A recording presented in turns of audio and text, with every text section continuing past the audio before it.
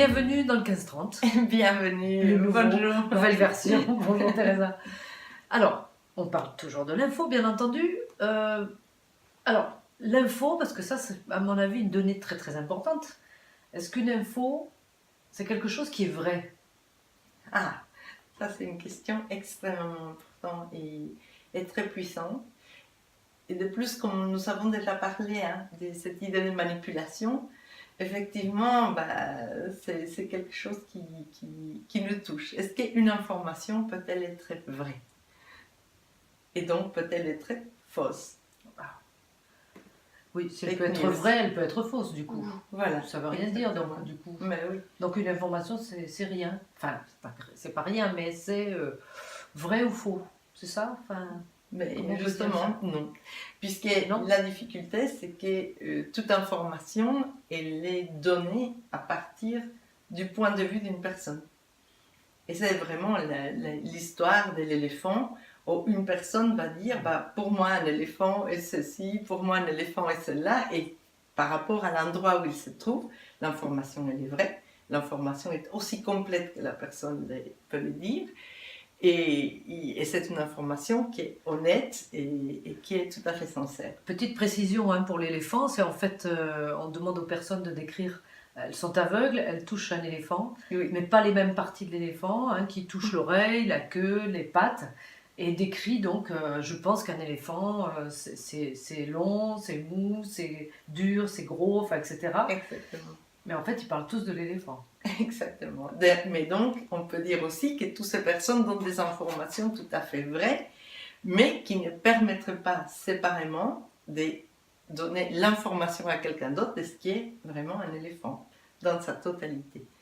Donc, en fait, ce qui leur manque, c'est le fait qu'il y a un contexte plus global, voilà, et que les informations, elles sont incomplètes, c'est ça? Exactement. Et la difficulté, c'est à chaque fois de se dire quel est le contexte dans lequel je vais placer cette information qui rendent les gens qui reçoivent l'information susceptibles de véritablement lui donner sa place.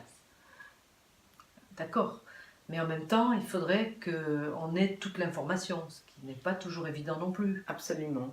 Alors, l'idée, c'est qu'on peut aisément manipuler l'information à bon escient ou à mauvais escient, dans le sens qu'on peut toujours omettre ou rajouter une information qui va changer complètement l'essence. Si on dit que, par exemple, un chef d'État, il n'est jamais venu à la table des négociations et qu'on ne dit pas qu'il y avait une foule de personnes qui se trouvaient dehors qui a empêché qu'on puisse conduire la personne à la table de négociation, vous pouvez voir que ça change complètement la donne. Et ça, c'est la difficulté aujourd'hui dans la plupart des informations, c'est qu'on ne dit pas tout, ou pas nécessairement. Donc, quelqu'un qui dit « on nous dit pas tout ». Exactement. Voilà.